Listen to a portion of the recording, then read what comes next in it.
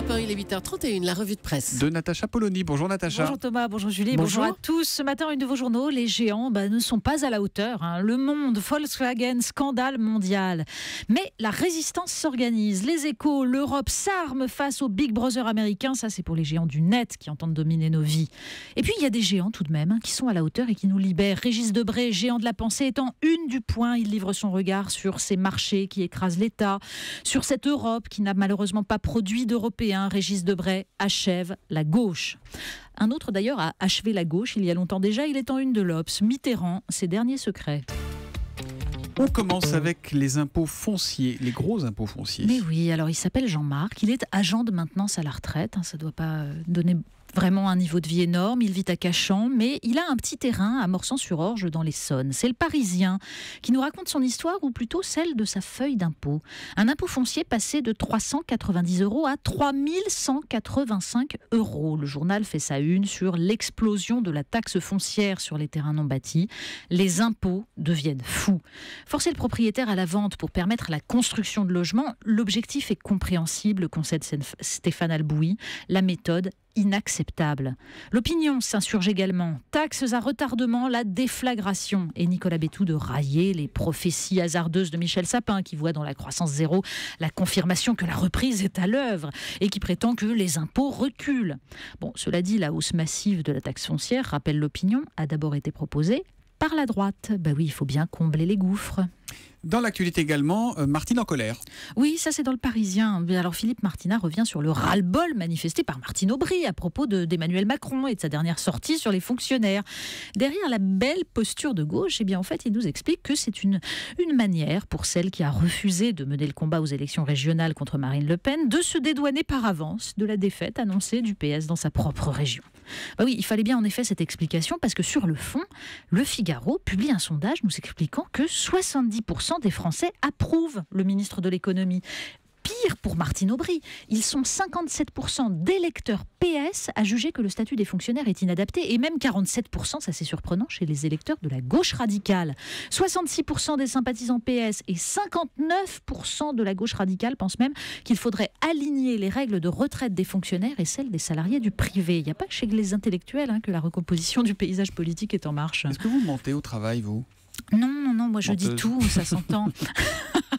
Le scandale Volkswagen de la Libération, l'occasion de publier un dossier absolument passionnant. Une enquête formidable, je vous la conseille, sur la façon dont la concurrence acharnée, l'inflation normative et le règne du marketing poussent les salariés au mensonge permanent. Un phénomène structurant dans les entreprises, explique même un ancien directeur de ressources humaines dans un grand groupe pharmaceutique. Je ne parle pas du petit mensonge intentionnel, dit-il, mais de ce phénomène beaucoup plus général de distorsion de la réalité. Quand on vous amène à décrire le réel à travers des tableaux de bord et des grilles, vous êtes obligé de le transformer, de l'abîmer.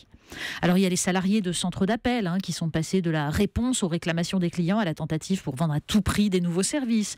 Puis il y a ce restaurateur qui ne respecte pas la procédure administrative lors de la réception des palettes de viande. Le temps qu'il s'occupe de remplir les papiers, les poulets seraient déjà décongelés. Alors il demande, comme beaucoup d'autres, à ce qu'on le laisse simplement faire son travail. Mais oui, la grande main invisible du marché, l'autorégulation rêvée par le capitalisme, s'est fondée sur la confiance. Et ben c'est raté. La presse est pleine de portraits de sales types ce matin. Oui, c'est ça. Il y en a qui ne mentent pas du tout et qui assument même totalement. Et Technicart consacre une enquête assez effarante à ces rappeurs d'extrême droite qui lancent des punchlines à la gloire de Jean-Marie. Oui, Amalek par exemple, qui explique qu'avant la Révolution française, la France était en tête, dit-il, de tous les pays street crédibles, malgré un léger déclin dû, je cite, à la tarlousification de la Renaissance, parce que à cette époque, c'était quand même bien le roi était le lieutenant du Christ. Oui, tout ça d'un coup. Dommage, quand Marion Maréchal Le Pen avoue dans la revue Charles qu'elle écoute du rap, elle cite plutôt Youssoupha et Maître Gims. C'est pas de chance pour ces rappeurs-là. Et puis alors, dans le genre personnage sympathique, il y a aussi ce subtil, ce gentil boulanger d'Anvers que nous présente Paris Match. Michael s'est converti à l'islam en 2007. Il est ensuite parti en Syrie, où il prétend n'avoir tué personne, comme tous les courageux djihadistes de retour en Europe.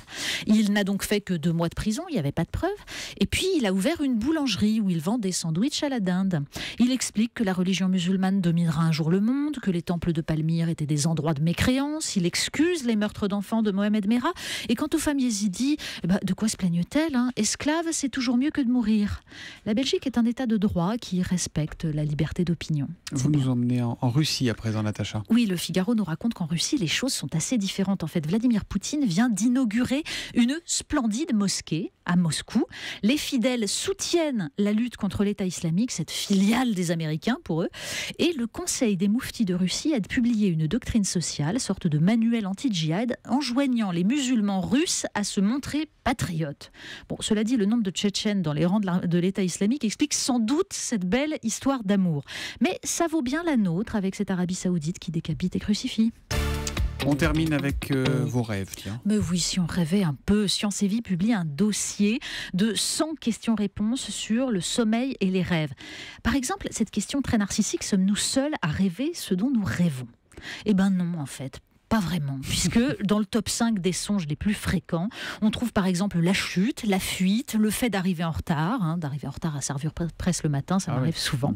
Et puis alors pour s'endormir, qu'est-ce qu'on fait ? Eh bien figurez-vous que compter les moutons est une très mauvaise idée, il ne faut pas. Ça entraîne une stimulation du cerveau et ça retarde l'endormissement. Il vaut mieux imaginer une scène relaxante, je sais pas moi, un petit jardin potager. Ah bah non, parce que là on visualise immédiatement la feuille avec le montant des impôts fonciers, ça va pas du tout. Une plage alors ? Ah bah non, là il y a des malheureux qui s'y échouent et ça empêche vraiment de dormir. Bon, il vaut mieux rester éveillé. Dites-moi, petite question, là j'ai la une de VSD, je vois en une Natacha Polony, je suis une femme soumise et j'aime ça. Qu'est-ce que c'est que cette histoire, Natacha ? Non, alors ça, vous savez, je répondais à une question très bête en fin d'interview, on parle du travail et tout, puis tout à coup, et alors, c'est votre mari qui fait la cuisine ? Et là, en blaguant, je réponds ça. Et Marc Dolisi, patron de VSD, a estimé que ça valait la une du journal. C'est ça du grand journalisme quand même. Hein. Oh là, n'approchez pas trop près, elle n'est pas du tout soumise, je peux en témoigner tous les matins sur Europe 1. À demain pour la revue de presse, Natacha. À demain.